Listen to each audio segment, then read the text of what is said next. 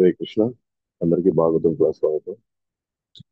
మనం ఆ 14వ అధ్యాయంలో నిన్న చూసుకున్నాం కొంత భాగాన్ని. మిగిలిన భాగాన్ని ఈరోజు చూడడానికి ప్రయత్నిస్తాము. సో విదురుడు తన విన్నటువంటి వరాహలీల తనకి తృప్తినివ్వలేకపోయింది. కాబట్టి ఆయన మైత్రేయుడిని ఇంకొంచెం వివరంగా అడిగాడు అన్నమాట. దయచేసి నాకు వివరించండి. మైత్రేయుడు మెచ్చుకుంటాడు. విదురుడు వివరంగా, ఎందుకంటే భక్తులు భగవంతుని లీలల్ని ఎక్కువ వినడానికి ఎక్కువ ఇష్టపడతారు. సో ఆ లీలని ఆస్వాదించడానికి వాళ్ళు ఎంతో ఆతృతగా ఉంటారు అనమాట వాళ్ళు. సో దాంట్లో భాగంగా రుద్రుడు నీలవరాహ గురించి అడగడం, దాన్ని మైత్రేయుడు మెచ్చుకోవడం, ఆ లీలల్ని. ఆ నారద లాంటి వాళ్ళు ఆ కృష్ణ లీలల్ని నిరంతరం వినడం ద్వారా వాళ్ళ మరణాన్ని జయించారు. ఏ విధంగా అంటే వాళ్ళు మోక్షాన్ని వాళ్ళు పొందగలిగారు. అంటే వాళ్ళకి మరణం అనే భయమే లేకుండా వాళ్ళ పాదాలని మరణంపై వాళ్ళ పాదాలను మోపి పైకి వెళ్ళిపోయారు అన్నమాట. అయితే మనకి బ్రహ్మ దేవతలకు వివరిస్తున్నారు అనమాట ఈ లీల గురించి. మరి సందర్భంలో దేవతలు కూడా ఈ ప్రశ్న అడిగారు బ్రహ్మని. ఆ బ్రహ్మ చెప్పిన సమాధానమే మైత్రేయుడు ఇప్పుడు విదురుడు చెప్తున్నాడు. సో మనం చెప్పుకున్నాము. సో దక్ష కుమార్తె అయినటువంటి దితి ఒక పిల్లలు కావాలనే కోరిక అది బాహ్యంగా ఆమె చెప్తుంది. కానీ అంతర్గతంగా సో మన్మధుడు ఆ ఆ లైంగిక కామ ప్రవృత్తిని ఆయన ప్రేరేపించడం జరిగింది. సో ఆమె కారణాలు చెప్పడం. సో నాకు అందరికీ పిల్లలు ఉన్నప్పుడు తన సహచర ఆ, ఆ, చెల్లెళ్ళకి పిల్లలు ఉన్నప్పుడు నాకు కూడా ఉండడం మంచిది, ఎందుకంటే పిల్లల వల్ల పేరు దశ దిశలా వ్యాప్తిస్తుంది. ఇంకా చెప్పాలంటే అందరికంటే ముందు నేనే ఆకర్షితులయ్యాను నీకు, కశ్యపుడితో చెప్పడం. ఆ చెల్లెలందరూ మీరు సమానంగా చూసినప్పుడు మరి వాళ్ళందరూ మేము మేమందరం కూడా నీకు నమ్మకంతో ఎంతో శ్రద్ధ మీకు సేవ చేశాము. మరి వాళ్ళందరికీ పిల్లలు అన్నప్పుడు నాకు కూడా పిల్లలు కావాలి కదా. అలాంటప్పుడు గొప్ప వాళ్ళు ఎప్పుడు కూడా నిస్సహాయ స్థితిలో ఉన్నటువంటి వాళ్ళు వచ్చి సహాయం కోరినప్పుడు వాళ్ళు ఎప్పుడు కూడా దాన్ని ఉపేక్షించరు లేదా అలక్ష్యం చేయరు. అంటే వాళ్ళు ఖచ్చితంగా వాళ్ళు తిరస్కరించరు. కాబట్టి వాళ్ళ విన్నపాన్ని వాళ్ళు స్వీకరించి అది తీర్చేలాగా చూసుకుంటారు అని చెప్పి. సో దక్షుడికి కొన్ని పురాణాలు 24 మంది కుమార్తెలని, అది కొన్ని పురాణాలు 60 మంది కుమార్తెలని ఇట్లా ఉన్నారు. సో దక్షుడు కనింది ఎక్కువ మందిని, ఎందుకంటే ఆయన ప్రజాపతి కాబట్టి ఎక్కువ మంది సంతానం, ఆ, మంచి సంతానాన్ని లేదా ఆ, ఇతర జీవరాశుల్ని ఇక్కడంతా కూడా ఈ భూమి ఈ సృష్టిలో మొత్తం నింపడానికి. సో దాంట్లో 13 మందిని కశ్యపుడికి ఇచ్చారు అనమాట. ఇంకొంతమంది అంటే వివిధ ఇతర ఋషిమునులకి తన తన కుమార్తెల్ని ఇవ్వడం జరిగింది. దాంట్లో 13 మందిని మాత్రం మన కశ్యపుడికి ఇచ్చారు. దాంట్లో ఒక ఆమె దితి. ఏం చెప్పాలంటే దితి ద్వారా రాక్షసులు వస్తారు, అదితి ద్వారా దేవతలు వస్తారు. అంటే వాళ్ళు కూడా అంతే కదా, జీవతత్వం కదా. దేవతలు రాక్షసులు కూడా జీవతత్వం. సో అదితికి అందరూ దేవతలు పుట్టారు. సో దితికి మొత్తం రాక్షసులు, ఎందుకంటే 14 లోకాలు నింపాలి జీవులతో. సో కాబట్టి సో వీళ్ళు రాక్షసుల్ని, దితి అదితి వచ్చేసి దేవతల్ని వాళ్ళు కంటారన్నమాట. అయితే వీళ్ళంత వరకు కశ్యపుడు ఇక్కడ దితిని సంప్రదించడానికి ప్రయత్నిస్తాడు. ఇది సరైన సమయం కాదు. ఆ, ఆ, ఆ, ఖచ్చితంగా ఒక ముహూర్తం టైము, ఒక అవకాశం, కొంచెం మనం వెయిట్ చేసే సో మంచి కాలం ఉంది. సో అప్పుడు ఖచ్చితంగా మనం ఈ కార్యంలో నిమగ్నం అవ్వచ్చు అనుకొని ఎంత సంప్రదాయానికి ప్రయత్నించాడు. కానీ ఇంకా అక్కడ కుదరలేదన్నమాట. అయితే ఆ క్రమంలో భార్య యొక్క గొప్పతనాన్ని, విశేషతని ఆయన వివరిస్తాడు. అంటే భార్య సహకారం లేకపోతే భర్త ఏమీ చేయలేడు. అండ్ ఎస్పెషల్ గా ఆధ్యాత్మిక కార్యక్రమాల్లో యజ్ఞాలు తపస్సులు అనేది కూడా భార్య యొక్క సహకారం ఎంత ఉంటే ఆయన అంత ఉన్నత స్థితికి వెళ్తే ఆ ఫలం సహకరించినటువంటి భార్యకు కూడా వస్తుంది అనమాట. అందుకే ఫైనల్ గా భార్య రుణం అసలు తీర్చుకోలేము అని చెప్పారు. మిగిలిన ఆశ్రమాలన్నిటికీ కూడా గృహస్థాశ్రమే పోషించాలి. కాబట్టి భార్య అనేకమైనటువంటి భర్త యొక్క బాధ్యతను పంచుకుంటూ తనని ఆందోళన నుంచి తప్పిస్తుంది, ఉపశమనమిస్తుంది. సో ఫైనల్ గా ఆ, తను ఒక ముహూర్త కాలం వేచి ఉండమంటాడు, కానీ అలా అవ్వదు. అండ్ ఆయన ముఖ్యంగా చెప్పిన కారణం ఏంటంటే ఈ టైంలో శివుడు తన భూతగణాలతో తిరుగుతూ ఉంటాడు. ఓకే. సో శివుడు తన భూతగణాలని ఆ టైంలో ప్రవేశపెట్టడం అనమాట, ఎవరైతే ఇటువంటి కార్యంలో నిమగ్నం అవుతారో. కాబట్టి శివుడు అందరినీ సమానంగానే చూస్తాడు. కాబట్టి ఆ, మనలాంటి వాళ్ళు ఈ టైంలో కలిసినా కూడా భూతగణాలని ప్రవేశపెడతాడు. కాబట్టి మనం కొంచెం కొంచెం మనం సరైన సమయానికి వేచి ఉంటే మంచిది అన్న ఇది కశ్యపుడు స్థితికి వివరించడం ప్రయత్నిస్తాడు. కానీ మన్మధుడి ప్రభావం కారణంగా దితి కశ్యపుడితో కలవడం జరుగుతుంది. సో ఇప్పుడు కార్యం జరిగిపోయింది.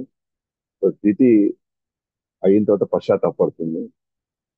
దానికి కశ్యపుడు ఏ విధంగా ఆమెని ఓదార్చాడో చూస్తాం సో ఈ రోజు క్లాస్ లో. సో సో కార్యం అయిపోయిన తర్వాత కశ్యపుడు స్నానం చేశాడు. స్నానం చేసిన తర్వాత గాయత్రి మంత్రం చెప్పించడానికి అక్కడ కూర్చున్నాడు అన్నమాట. అయితే దితి తను చేసిన కార్యముకి సిగ్గుపడి కశ్యపుడితో ఇలా మాట్లాడాను. సో ఏం మాట్లాడింది అయితే దీనికి ముందర ఇప్పుడు మనం అంటే ఒక విధంగా మనం దితి దితి వైపు నుంచే ఎక్కువ దోషం ఉన్నట్లుగా ఒక విధంగా చిత్రీకరించబడతా ఉంది. ఎస్, ఖచ్చితంగా ఎక్కువ భాగం దితిదే అయినప్పుడు కూడా కశ్యపుడు కూడా దీంట్లో కొంత నిగ్రహం లేకుండా ఉండడం, కశ్యపుడు కూడా ఒక చిన్న తప్పిదం ఉంది. ఎందుకంటే ఎక్కడో దగ్గర కశ్యపుడికి కూడా లోపల కనీసం 1% అయినా సరే కలవాలన్న ఆలోచన ఆయన కూడా ఉండి ఉన్నది. ఆ 1% ఉంది కాబట్టే తాను లొంగిపోవాల్సి వచ్చింది. కానీ అతను నిజంగా నిగ్రహంగానే ఉండగలిగే పరిస్థితి ఆయన దగ్గర ఉంది. ఆయన ఏదో ఒకటి చేసి నిగ్రహించుకొని ఉండవచ్చు. ఈ కార్యం జరగకుండా కూడా ఆయన చూసుకొని ఉండొచ్చు. కానీ ఎట్లయితే మన్మధుడు దితిని ప్రభావితం చేశాడో ఎంతో కొంత కశ్యపుడిని కూడా ప్రభావితం చేశాడు. ఎందుకంటే ఒక మనిషి వద్దు అనుకున్నాడు అని అంటే తాను నిగ్రహంగా ఉండగలిగే కనుక ఉంటే అతని చేత మనం ఏ పని చేయించలేము. కానీ ఎక్కడో దగ్గర తనకి ఒక సాఫ్ట్ కార్నర్ ఉందనుకోండి, ఎక్కడో కొంచెం చిన్న ఆశైన ఉంటే తప్ప అటువంటి కార్యంలో నిమగ్నం కాడు ఆ సమయంలో. అంటే మనం అనుకున్నంతగా కశ్యపుడు ఈ సందర్భంలో, ఓకేనా, ఈ పరిస్థితుల్లో ఆయన కూడా ఎక్కడో దగ్గర తనకు కూడా ఈ కార్యంలో నిమగ్నం అవ్వాలి, అయితే బాగుండు అనే తన మనసులో ఎక్కడో దగ్గర అది ఉండి ఉంటుంది. లేకపోతే తను ఈ కార్యక్రమంలో నిమగ్నం కాడు, ఎక్కడో దగ్గర ఉంది. అయితే దితి ప్రభావితమైనంతగా ఆయన ప్రభావితం కాలేదు, కానీ ఎంతో కొంత ఉంది కాబట్టి కొంత కశ్యపుడిలో కూడా తను ప్రభావితం అయ్యాడు ఈ విషయంలో. కాబట్టి మొత్తము దితినే మనం నిందించడానికి లేదు ఇక్కడ. అండ్ ఎస్పెషల్ గా మునివర్యులుగా ఉన్నటువంటి కశ్యపుడు తనకి ఇంకా యాక్చువల్గా ఎక్కువ నిగ్రహ శక్తితో తాను తలుచుకొని ఉంటే దీన్ని ఆపి ఉండొచ్చు. కానీ అది జరగలేదు. సో కాబట్టి దితిది కొంత ఈ ఈ ఈ సందర్భంలో లేదా పరిస్థితిలో కొంత నిందల ఆంభయం వచ్చినప్పటికి కూడా కొంత తప్పు కశ్యపుడికి కూడా ఉంది. అంటే మరి ఒక కార్యం చేసినప్పుడు ఇద్దరికి దాంట్లో ఎంతో కొంత భాగం ఉంటుంది. ఆ విధంగా సో కశ్యపుడు కూడా అనుకున్నంత నిగ్రహాన్ని అతను ప్రదర్శించలేకపోయాడు. కాబట్టి సరే మొత్తానికి అయిపోయింది. ఆయన వెళ్ళి స్నానం చేశాడు, వెళ్ళి జపంలో కూర్చున్నాడు, గాయత్రి జపంలో. సో దితి అయిపోయిన కార్యక్రమాన్ని తలుసుకొని చాలా సిగ్గుపడింది అనమాట.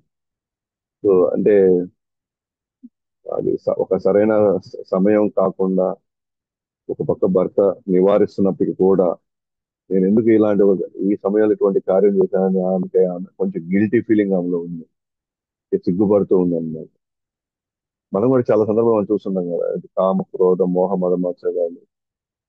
ఇది మనం కోప్పడిన తర్వాత బాగా అంత తర్వాత ఆలోచిస్తాం కదా, అనవసరంగా నేను కోప్పడి నేను సంబంధాన్ని పోగొట్టుకున్నాను, ఇప్పుడు వాళ్ళతో నేను ఏమని మాట్లాడాలి ఇప్పుడు. కానీ తెలుసుకుంటే ఒకసారి అసలు అంత సీరియస్ నేను ఎందుకు అయ్యాను అసలు అక్కడ, అంత కోపం ప్రదర్శించాలని అవసరం ఎందుకు వచ్చింది అసలు. అంటే కార్యం అంతా అయిపోయిన తర్వాత అప్పుడు యాక్చువల్ గా మనం అసలైనటువంటి ఆ, స్థితిలోకి రాగలుగుతాం అనమాట, వస్తాం అనమాట. సో అందువల్ల ఇక్కడ మనం గమనించాల్సింది ఏంటంటే, ఎస్పెషల్ గా కామక్రోధ మోహ లోభ మదమాత్సర్యాలు ఇవి కలిగేటప్పుడు లేదా ఇవి ప్రేరేపించేటప్పుడు నిజంగా మనం మన కంట్రోల్లో ఉండవు అన్నమాట. కానీ అంతా జరగాల్సిన డ్యామేజ్ అంతా అయిపోయిన తర్వాత దాని ప్రభావం మనం చూస్తున్నప్పుడు అప్పుడు మనకు తెలుసు, అరే ఆ రోజు నాకు కార్యం చేయకుండా ఉండాల్సింది, నేను అలా మాట్లాడకుండా ఉండాల్సింది. కానీ ఆ మూమెంట్ లో మనకి ఎవరు చెప్పినా అర్థం కాదు, ఎలా చెప్పినా మనకు అర్థం కాదు. మన ఆవేశంతోనో కానీ మనం దేన్ని పట్టించుకోలేని స్థితిలో ఉంటాం అనమాట మనం ఆ టైం. సో దితి ఇంచుమించు అదే పరిస్థితిలో. సో కశ్యపుడు ఎంత నివారించడానికి ప్రయత్నించినా సరే ఆమె, అందుకే ఆమె ఇప్పుడు నేను చాలా ఈ ఈ సందర్భంలో లేదా ఈ సమయంలో చేయాల్సిన కార్యక్రమం కాదు అని ఆమె గుర్తెరిగింది. ఆమె ఇప్పుడు అవగాహనలోకి తీసుకొచ్చింది. ఇప్పుడు ఆమె అంటుంది కశ్యపుడితో, నేను చేసిన తప్పుకి శివుడు నా బిడ్డను చంపకుండా ఉంటే బాగుంది. అంటే శివుడు ఆ సమయంలో భూతకాలంతో తిరుగుతున్నాడు కదా, సో తప్పకుండా వీళ్ళు చేసిన ఈ కార్యం కూడా ఆయన చూస్తుంటాడు. ఓ ఇది తప్పు కదా అని చెప్పేసి శివుడు దండన కూడా ఇచ్చే అవకాశం ఉంది. అది ఏమనుకుంటుంది, శివుడు నాకు దండన ఖచ్చితంగా ఇస్తాడేమో నేను చేసిన ఈ కార్యానికి. కానీ ఒకవేళ దండన ఇవ్వనియండి, కానీ అది నా బిడ్డను చంపకుండా నన్ను దండిస్తే బాగున్ను. ఆ, శివుడు కోపకసుడు అయినప్పటికీ కూడా చాలా దయామయుడు, నా మీద దయ చూపదని నేను అనుకుంటున్నాను. అంటే తన తప్పెరిగి దాని యొక్క పర్యావాసాలు కూడా ఆమె ఊహించగలుగుతుంది, ఏం జరగబోతుందో కూడా. అయినప్పటికీ కూడా శివుడి మీద ఆమెకున్నటువంటి నమ్మకం, శివుడు నన్ను శిక్షించినా పర్వాలేదులే, నేను తప్పు చేశాను కాబట్టి ఆ శిక్షను నేను తీసుకుంటేనే మంచిది. కానీ భగవంతుడు కొంచెం దయదలిసి నా బిడ్డ జోలికి రాకుండా ఉంటే చాలు అంటే ఫస్ట్ పశ్చాత్తాప పడుతుంది ఆమె. చేసిన తప్పని ఆమె గుర్తెరిగింది, శిక్ష తీసుకోవడానికి ఆమె సిద్ధంగా ఉంది. కానీ ఇంకొకరు, అంటే నా వల్ల అది నా బిడ్డకి అది ఏదైనా ఇబ్బంది కలిగే పని అయితే ఆమెకి అది చాలా కష్టంగా ఉంటుంది. అంటే మీరు దీన్ని బట్టి మనం గమనించుకోవచ్చు కదా, దీతి యాక్చువల్గా చాలా మంచి ఆమె. అంటే పూర్తి అవగాహనతో చేస్తుంది, అన్ని తెలుసు ఆమెకి. కానీ చూడండి, నేను కూడా డిస్కస్ చేసుకున్నాం. దితి సామాన్యురాలు కాదు ఆమె కూడా. సో దక్షుడు పుత్రిక అంటేనే చాలా చాలా అంశాల్లో ఆమెకి పూర్తి అవగాహన ఉంది. కానీ ఈ కామక్రోధ లోభ మదమసలు ఆ క్షణికమైనటువంటి ఆ సమయంలో చేసినటువంటి ఆ కార్యం వల్ల చాలా పరిణామాలు ఎదుర్కోవాల్సి వస్తుంది. అందుకే మానవ జన్మలో మనం అత్యంత బాధ్యతగా ఉండాల్సి వస్తుంది అన్నమాట. ఇప్పుడు ఆమె శివుడి పట్ల తన యొక్క నమ్మకాన్ని, ఆమెకు ఉన్నటువంటి శ్రద్ధని, గౌరవాన్ని ప్రదర్శించింది ద్వితీయ. ఇలా ఆమె కశ్యపుడితో అందిన తర్వాత శివుడు కొంచెం దయదలుస్తాడేమోలే, దయామయుడు, ఖచ్చితంగా కోపం వచ్చి ఉంటుంది, కోపం తెప్పించి ఉంటుంది ఆయనకి. కానీ ఆయనకి దయాగుణం ఎక్కువ కాబట్టి బహుశా నన్ను ఎంతో కొంత నన్ను క్షమిస్తాడేమో అని ఆమె యొక్క ఆశని ఆమె వ్యక్తపరుస్తుంది. అయితే ఇక్కడ కశ్యపుడు జరిగినటువంటి ఈ కార్యాన్ని తను దృష్టిలో పెట్టుకొని భవిష్యత్తులో ఎటువంటి పరిణామాలు జరగబోతాయి అనేటువంటి జోష్యాన్ని ఇక్కడ చెప్తారు అనమాట కశ్యపుడు. సో జోష్యం చెప్పిన తర్వాత దితి కొన్ని అభ్యర్థనలు పెడుతుంది అనమాట, కొన్ని రిక్వెస్ట్ చేస్తుంది కశ్యపుడిని. ఏంటి అవనేది ఇప్పుడు చూద్దాం. సో కశ్యపుడు అంటారనమాట, జరిగిన ఈ సంఘటన అమంగళకరమైనది, అమంగళకరమైనది. సో ఇది మనకి ఎటువంటి మేలు చేయదు ఈ కార్యం. కారణం ఏంటి అని అంటే, అది అమంగళకరం ఎందుకైంది అంటే యాక్చువల్గా మన మనసు ఆ సమయంలో కాలుష్యంతో నిండి ఉంది. సో కామం అనే కాలుష్యాన్ని పూర్తిగా ఆవరించేసింది మన మనసు మొత్తాన్ని. రెండోది, ఆ సమయం సరైన సమయం, కాల దోషం. ఆ కాలం చాలా దోషకరమైంది ఆ సమయం. మూడోది, నా ఆదేశాలను ధిక్కరించడం జరిగింది. నేను చెప్తున్నాను అంటే భర్త మాట భార్య ధిక్కరించడానికి లేదు, గురువు మాట శిష్యులు ధిక్కరించడానికి లేదు, కానీ నువ్వు ధిక్కరించారు. నేను ఎంత వద్దని వారించినా కూడా ఆదేశాలను పాటించలేదు. తర్వాత దేవతల పట్ల ఉదాసీనత, అంటే పట్టించుకోలేదు నువ్వు. అంటే శివుడు ఈ సమయంలో తిరుగుతాడు భూతగణాలతో, మన మన ఈ కార్యాన్ని అతను చూస్తే ఆ, చాలా కోపగ్రస్తుడు అవుతాడు. సో దీనివల్ల మనం చాలా ఇబ్బందులు పడతామని చెప్పినా కూడా మనం దేవతల పట్ల ఉదాసీనతను మనం చేశాం. కాబట్టి ఈ కార్యం మొత్తం మీద ఇది చాలా అమంగళకరమైంది. సో దీనివల్ల మనం ఆ, దీని ప్రభావంలో జరగబోయే సంఘటనని మనం ఖచ్చితంగా మనం అనుభవించాల్సిందే, పరిణామాలు అనుభవించాల్సిందే అని చెప్పి కష్టపడి చెప్పడం ప్రారంభించాడు. అయితే మనం ఆదేశాలు ధిక్కరించాం కాబట్టి మనసు కాలుష్యంతో, కామక్రోధ లోభ మదమత్సరాలతో నిండింది కాబట్టి, అది సరైన సమయం కాదు కాబట్టి, దేవతలు మనం పట్టించుకోలేదు కాబట్టి, ఓకే, నీకు ఇద్దరు ధిక్కరించే సంతానం కలుగుతారు. నీకు ఇద్దరు ధిక్కరించే అంటే మన మాట విననటువంటి సంతానం ఒకరు పుడతారు, లేదా ధర్మాన్ని ఆచరించేటువంటి సంతానం పుట్టరు. సరే, ధర్మాన్ని ఆచరించే సంతానం కాదు, అధర్మాన్ని ఆచరించే సంతానం పుడతారు. కాబట్టి నీకు ఇది అమంగళకరమైనటువంటి కార్యం చేయడం వల్ల దీని పరిణామాలు ఏంటి అని అంటే, మనకి మన మాట విననటువంటి లేదా రాక్షస ప్రవృత్తి కలిగినటువంటి సంతానం కలుగుతారు. సో ఇవాళ ఉన్నటువంటి పరిస్థితులు మనం గమనిస్తే ఆ, ఆ, ఏవైతే సంతానం పుడుతూ వస్తున్నారో మన కాలక్రమంలో మనం గమనిస్తే వాళ్ళు ఎవరి మాట వినడం లేదు. తల్లిదండ్రుల మాట వినట్లేదు, టీచర్ల మాట వినట్లేదు, పెద్దల మాటలు అసలు వినట్లేదు, వాళ్ళకి ఏమాత్రం గౌరవించడం లేదు. ఇంకా చెప్పాలి అని అంటే అసలు దేవుడి పట్ల ఏమాత్రం అసలు శ్రద్ధ, నమ్మకం అసలు లేదు. ఇవన్నీ ఆ, రాక్షస ప్రవృత్తి కలిగినటువంటి లక్షణాలు ఇవన్నీ. రాక్షస రాక్షసులు అంటే వాళ్ళకి ఏదో తల మీద రెండు కొమ్ములు, ఓకేనా, నో నోట్లో నుంచి రెండు దంతాలు బయటకు వచ్చి వికృత రూపం ఏమి ఉండదు.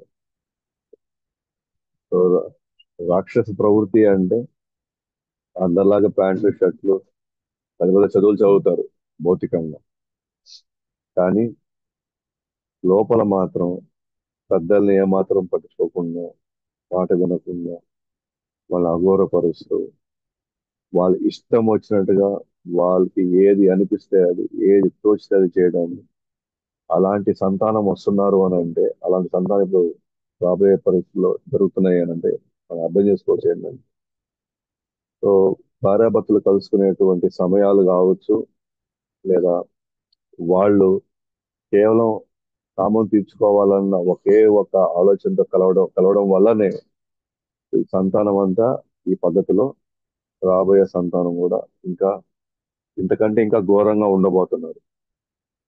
కానీ నిజంగా మన కృష్ణ భక్తి భావంలో ఉండేటువంటి సంతానం మనకు కావాలి అనుకుంటే మాత్రం అప్పుడు మనం చేయవలసిన కార్యం ఏంటో తెలుసా?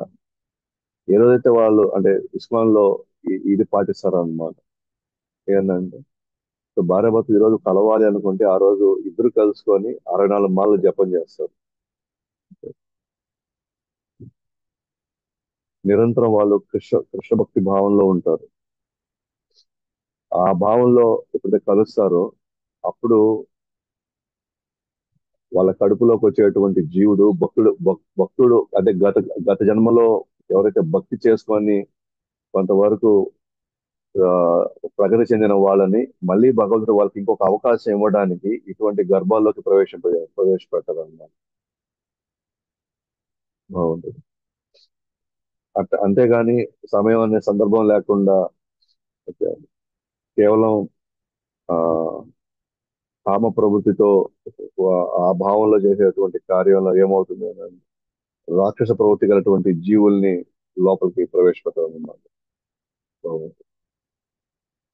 కాబట్టి ఇది కూడా పెద్ద ఇది కూడా పెద్ద సైన్స్ అన్నమాట. ఇది కూడా దీని వెనకాల కూడా ఓకేనా, లాజిక్ ఉంది, రీజన్ ఉంది, టెక్నిక్ ఉంది, అన్ని ఉన్నాయి అన్నమాట. ఇప్పుడు అంటే ఒక పద్ధతి ప్రకారం జరుగుతుంది ఇది కూడా. అంటే ఇది కూడా ఒక సైన్స్ యాక్చువల్ గా. ఈ అంటే ఈ ఈ భావనలో, భగవంతుడు అనే భావనలో కలగబోయే సంతానం కృష్ణ భక్తులు అవ్వాలి అని, వాళ్ళు భగవంతుడికి నిరంతరం వాళ్ళు కూడా స్మరించుకునే విధంగా వాళ్ళు ఉండాలి అనుకుంటే, సో అండ్ సో టైంలో, సో అండ్ సో కండిషన్స్ లో అది కార్యం జరిగింది అంటే అప్పుడు వాళ్ళకి కలగబోయే సంతానం కూడా నెక్స్ట్ వాళ్ళ వాసనలు అన్ని కూడా భక్తులు అవ్వాల్సిన లక్షణాలే వస్తాయన్నమాట వాళ్ళకి. కానీ ఇప్పుడు దితికి జరిగినటువంటి ఆ ఆ, దితి దితి కశ్యపంలో జరిగినటువంటి కార్యం కంప్లీట్ గా కామ ప్రవృత్తితో అసందర్భమైనటువంటి కాలం, దేవతలను పట్టించుకోకుండా, సో ఇటువంటి సందర్భం జరిగింది కాబట్టి రాబోయేటువంటి సంతానం ధిక్కరించే సంతానం వస్తుంది. సో మూడు లోకాలను బాధ పెడతారు వాళ్ళు. వాళ్ళు ఎటువంటి వాళ్ళు అంటే ముల్లోకాలని బాధ పెడతారు, ఆడవారిని ఇబ్బంది పెడతారు, మహాత్ములను కోపానికి గురి చేస్తారు, భగవంతుడికే చంపబడతారు. సో అంటే సాధువుల్ని వాళ్ళు ఎక్కువ ఇబ్బంది పెడతారు, తద్వారా వాళ్ళ కోపానికి వాళ్ళు గురవుతారు. వాళ్ళు ఫైనల్ గా వాళ్ళు భగవంతుడికే చంపబడతారు. వాళ్ళు సో అల్టిమేట్ గా వీళ్ళు చంపబడతారు, భగవంతుడు వాళ్ళని చంపేస్తాడు. సో కశ్యపుడు ఇప్పుడే చెప్పేస్తాను అనమాట భవిష్యత్తులో ఏం జరగబోతుంది ఈ సంతానంతో. ఇప్పుడు మనం చూస్తూ ఉన్నాం, అంటే ఆడవాళ్ళ మీద అత్యాచారాలు కావచ్చు, లేకపోతే వాళ్ళని ఇబ్బంది పెట్టే పరిస్థితులు కానీ, ఇప్పుడు వాతావరణం రాను రాను రాను మరీ దారుణం అయిపోతుంది. ఎందుకని రాక్షస సంతానం బయటకు వస్తా ఉంది. ఇప్పుడు మనం అంటున్నారే, అయ్యో పాపం ఆడవాళ్ళ మీద ఎక్కువ ఎక్కువ వాళ్ళు ఇప్పుడు కష్టాలు ఎదుర్కొంటున్నారు, కాబట్టి మగజాతిని మనం ద్వేషించాలి ఇప్పుడు, లేకపోతే వీళ్ళందరినీ మనం అంటే వీళ్ళని శిక్ష పడాలి, వీళ్ళని ఉరి తీయాలను. సో ఉరి తీయాల్సిన అది కాదు యాక్చువల్, దానికి సొల్యూషన్ అది కాదనమాట. సరైన భావంలో, ఆ, సరైన సమయంలో, ఓకేనా, భార్యాభర్తలు కలవాలి. అప్పుడు రాబోయే సంతానం వచ్చి భక్తుల సంతానం వస్తుంది. ఆ భక్తుల సంతానం వచ్చినప్పుడు వాళ్ళు ఇతరులను ఇబ్బంది పెట్టరు. అది పర్మనెంట్ సొల్యూషన్ అన్నమాట. కానీ ఇప్పుడున్న సమాజంలో ఆ, మనం చూస్తూ ఉన్నాం, ఆ, చిన్న పిల్లల్ని వాళ్ళు అత్యాచారం చేయడం, ఆడవాళ్ళు విపరీతమైనటువంటి ఇది ఇబ్బందులకు గురవడం. దీనికి సొల్యూషన్ మగవాళ్ళని ఏదో చేద్దామని కాదు అక్కడ. మగవాళ్ళని ఏం చేసే ప్రయోజనం అలా, ఎందుకంటే ఇంకా ఇంకా రక్షణ ఇంకా వస్తూనే ఉంటుంది. పర్మనెంట్ సొల్యూషన్ వచ్చేసి మన పిల్లలు భక్తి నేర్చుకోవాలి. మన పిల్లలు ఆ, కృష్ణ చైతన్య భక్తిలో వాళ్ళు నిమగ్నం కావాలి. వాళ్ళు చాలా బాధ్యతగా వ్యవహరించాలి. అప్పుడు రాబోయే సంతానం భక్తులుగా అయ్యి మన మన కుటుంబాలను ఉద్ధరించడమే కాకుండా వేరే వాళ్ళని కూడా ఉద్ధరించడానికి వాళ్ళు ఆ, ఖచ్చితంగా ముందుంటారు వాళ్ళు. సో కాబట్టి ఇక్కడ ఒక సంఘటన జరగగానే వాళ్ళ వెంటనే ఉరి తీసేయాలి, వాళ్ళ వెంటనే వాళ్ళని నరికేయాలి. అవి ఏమాత్రం అసలు మనం ఏమనుకుంటే భయంతో ఒకరిద్దరు కానీ నరికేస్తే ఆ భయంతో చాలా మంది కామ్ అయిపోతారు అనుకుంటున్నాం. ఆ భయం వల్ల ఇవన్నీ ఆపేయగలం అనుకుంటున్నాను. భయం వల్ల మనం ఆపలేము దాన్ని. వాళ్ళకి మానవ యొక్క ఉద్దేశం తెలపాలి.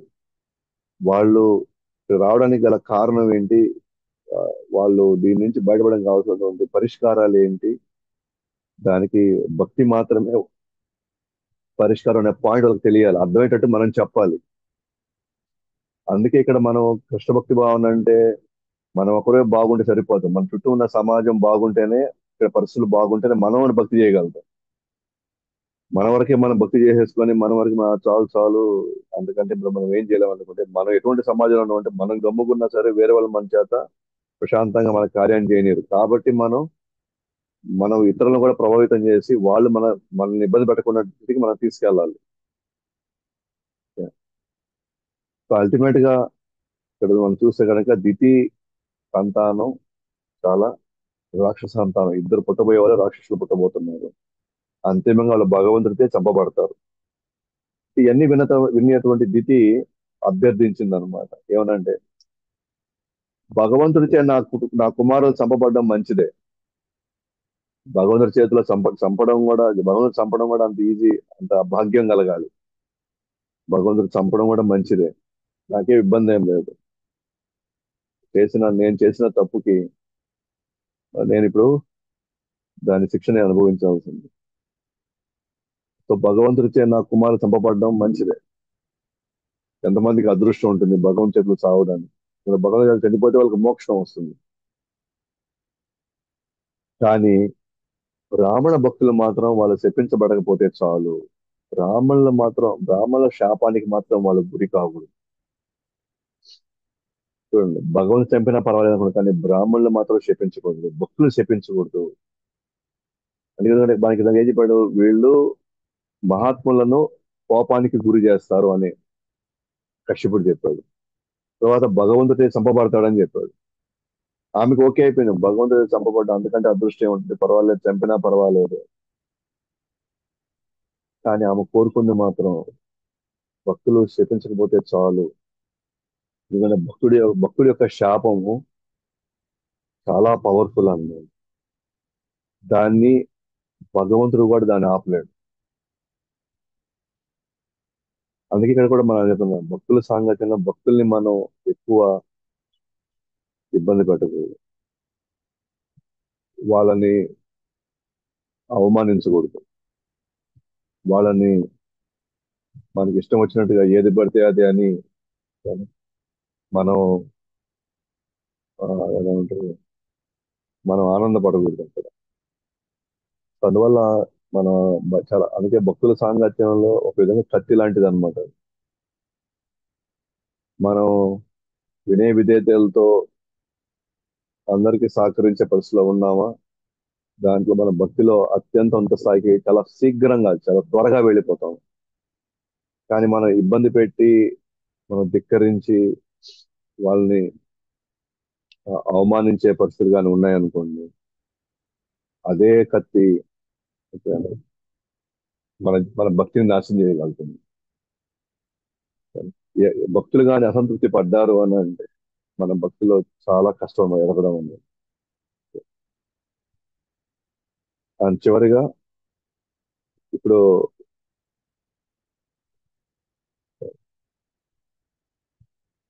ఆమెకి దానివల్ల కలిగేటువంటి కష్టం, ఆ కార్యం వల్ల కలిగేటువంటి ఒక కష్టం, ఏమేమి కష్టాలు పడబోతుందని చెప్పాడు ఆయన.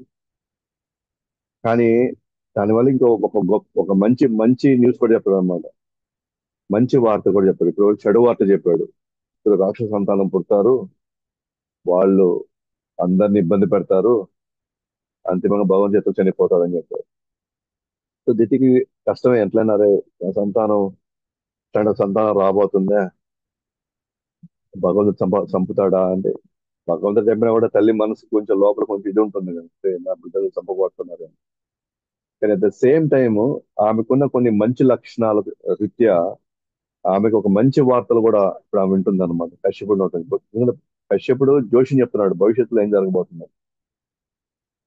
సో కశ్యపుడు అంటున్నాడు అనమాట, నీ పశ్చాత్తాపము, నీలో ఉన్న ఓపిక, భగవంతుడిపై నమ్మకము, మంచి ఆలోచన, శివుడు మరియు నాపై ఉన్న గౌరవం కారణంగా ప్రహ్లాదుడు అనే మనవడు నీకు జన్మిస్తాడు భవిష్యత్తులో. ఇదే వంశంలో ప్రహ్లాదుడు జన్మిస్తాడు. కాబట్టి ఇది చాలా గొప్ప వార్త, మంచి వార్త ఇది. భక్తుడు జన్మించాడంటే ముందు తరాలు కూడా, వాళ్ళు కూడా వైకుంఠం వెళ్ళిపోతారు, ఉద్ధరించబడతారు వాళ్ళు. కాబట్టి ఆమెలో ఉన్న చెడు లక్షణాల వల్ల కారణంగా ఒక రిజల్ట్ వచ్చింది. ఆమెకు ఉన్నటువంటి ఆ సహనము, ఓర్పు, పశ్చాత్తాపం చెందింది. భగవంతుడు చంపితే మంచిదేలే అని భగవంతుడు ఏం నిందించాలి ఆమె. భగవంతుడు చంపితే మంచిదేలే అని చెప్పేసి భగవంతుడి యొక్క కార్యం మీద అనుకున్న నమ్మకం. అలాగే శివుడు నాపై నీకున్నటువంటి ఆ గౌరవం, ఇలాంటి మంచి మంచి ఆలోచన ఉన్న కారణంగా నీకు పుట్టబోయే సంతానంలో నీకు మనవడిగా 2 తరాల తర్వాత ప్రహ్లాదుడు పుడతాడు. ఓకే. గొప్పవారు తన గుణగణాలని కీర్తిస్తారు. మనం చూస్తాం నారదుల వారు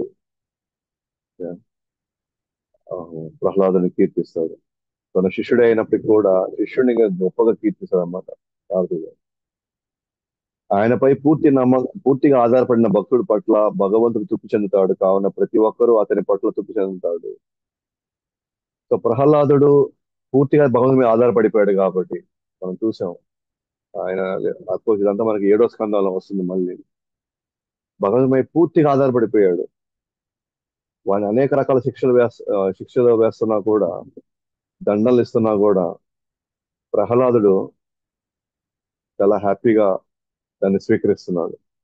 ఎందుకంటే భగవంతుడు ఉన్నాడే, నాకు ఏమి కాదు అనే అపారమైనటువంటి నమ్మకం, ఆధారపడడం చూసి భగవంతుడు తృప్తి పడ్డాడు. ఎప్పుడైతే భగవంతుడు తృప్తి పడతాడో ప్రతి ఒక్కరు కూడా తృప్తి పడతాడు అనమాట. అతడు మహాభాగవతుడు అవుతాడు, వైకుంఠానికి ప్రవేశిస్తాడు. అయితే అప్పుడు కశ్యపుడి నుండి ప్రహ్లాదుడు గుణగణాలను విన్న దితి సంతృప్తి చెందుతుంది. "ఓకే, పర్వాలేదు, ఇప్పుడు వరకు ఆ, నేను చెడు వార్తనే విన్నాను ఇప్పుడు వరకు నేను, కానీ ఇప్పుడు నాకు ఒక సంతోషకరమైన వార్త కూడా నేను వింటున్నాను." అని దితి చాలా తృప్తి పడింది అన్నమాట. పర్వాలేదు, సంతానం, ఇటువంటి సంతానం రాబోతుంది, దానివల్ల అనేక మంది ఇబ్బంది పడుతున్నప్పటికీ కూడా ఈ వంశంలో మళ్ళీ ఒక మహాభాగవతుడు రాబోతున్నారు కాబట్టి వాళ్ళ వల్ల మా జీవితాలు కూడా ఉద్ధరింపబడతాయి.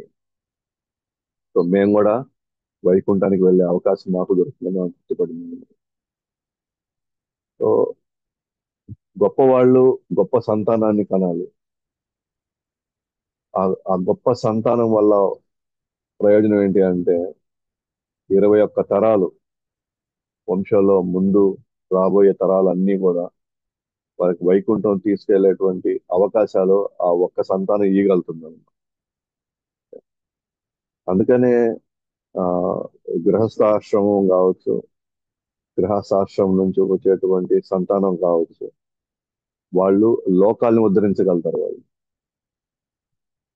గృహస్థాశ్రమం అందుకే చాలా పవిత్రమైనది అన్నమాట, చాలా ఉన్నతమైంది. మనము సరిగ్గా మనం గృహస్థాశ్రమాన్ని ఒక గురువు యొక్క దశ నిర్దేశాలు కానీ, గైడ్ లైన్స్ లో కానీ నడపగలిగితే, సో వాళ్ళ వల్ల కదా, లోకం మొత్తం ఉద్ధరించబడుతుంది. ఎందుకంటే అలాంటి సంతానాన్ని వాళ్ళు తీసుకురాగలిగితే. సో ప్రపంచం అంతా కూడా మళ్ళీ చాలా ఒక గొప్ప స్థలం కింద మారిపోతుంది ఇదంతా కూడా. కాబట్టి ఆ రాబోయేటువంటి తరాలు, సో మన బాధ్యత అన్నమాట. రాబోయే తరాలు, సో ఇక్కడ ఉన్న వాతావరణం మారాలి అని అంటే గొప్ప సంతానం రావాలి, వాళ్ళు భక్తులు అవ్వాలి, వాళ్ళు 10 మందికి వాళ్ళు ఒక ప్రేరణ కింద ఉండాలి. అప్పుడు సొసైటీ బాగుంటుంది తప్ప మనం ఇక్కడ సైన్స్ అండ్ టెక్నాలజీ పెంచుకోవడము, లేకపోతే మనం ఆ, అణుబాంబులు సృష్టించుకోవడము, లేకపోతే సూపర్ సానిక్ ఎయిర్ప్లేన్స్, లేకపోతే సూపర్ జెట్ ట్రైన్లు, ఇవన్నీ పెంచుకున్నా సరే ఓకేనా, ఒక రాక్షస సంతానం పుట్టిందంటే వీటన్నిటిని ఈ సృష్టిని నాశనం చేయడానికి ఉపయోగిస్తారు అన్నమాట. వాటన్నిటిని అదే మంచి సంతానం పుట్టిందనుకోండి, వాటన్నిటిని లోక ప్రయోజనం కోసం ఉపయోగిస్తారు వాళ్ళు. కాబట్టి రాబోయే తరాలు, లేకపోతే రాబోయేటువంటి కాలం బాగుండాలి అని అంటే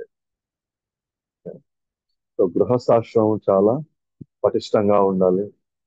ఆ గృహస్థాశ్రమం అంటే భగవంతుని సెంటర్ లో పెట్టుకొని కుటుంబాలు నడపాలి. తద్వారా వచ్చేటువంటి ప్రయోజనాలు వాళ్ళే కాకుండా కొన్ని ఎన్నో వేల మందిని వాళ్ళు ఉద్ధరించగలుగుతారు. అది ఒక విధంగా చెప్పాలంటే బ్రహ్మచారి, సన్యాసి, వానప్రస్థాశ్రమం అంటే గృహస్థాశ్రమం చాలా పెద్ద బాధ్యతతో కూడుకున్నాను. వాళ్ళు వాళ్ళు ఏ భావంలో ఉంటారో దాన్ని బట్టే ఇక్కడ వాతావరణం మారిపోవడం ప్రారంభమవుతుంది. అందువల్ల మనకి ఈ కశ్యపుడు, ఈ దితి, సో జరిగినటువంటి ఈ ఈ లీలలో భాగంగా సో మనకి సో భార్యాభర్తల యొక్క ఆలోచన తీరు, వాళ్ళ సద్భావన, వాళ్ళు వాళ్ళకి కలవాలంటే సరైనటువంటి సమయంలో, సరైన భావంలో ఆ, కలవడం వల్ల వాళ్ళకి ఎటువంటి సంతానం వస్తుంది. ఇవేమీ కాకుండా కేవలం కామ ప్రవృత్తితో వ్యవహరిస్తే సో రాబోయేటువంటి పరిణామాలు ఏంటనేది కొంతవరకు మనం ఇక్కడ చెప్పుకోగలిగాము. సో తర్వాత సో రేపు అధ్యాయంలో మనం దితి ఏం చేసింది ఆ సంతానాన్ని, ఆమె వంతుగా ఆమె ఏమని ప్రయత్నించింది.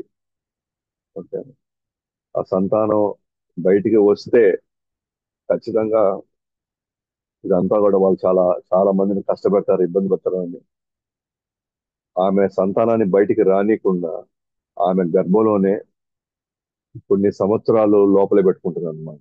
ఎందుకంటే బయటకు వస్తే వీళ్ళు వినాశనం చేస్తారని ఆమెకు అర్థమైపోయింది. కశ్యపుడు చెప్పాడు. కాబట్టి ఆమె శక్తితో ఆమె ఎంతవరకు వాళ్ళని కనకుండా ఉండాలో గర్భంలో అలాగే పెట్టుకున్నాను. అయినా ఎప్పుడో ఒకసారి సంతానం బయటికి రావాల్సిందే. ఆ వచ్చేవాళ్ళు హిరణ్యాక్షుడు, హిరణ్యకశిపుడు అన్నమాట. అయితే ఆ ఎపిసోడ్ కి ముందర సో బ్రహ్మ దేవతలతో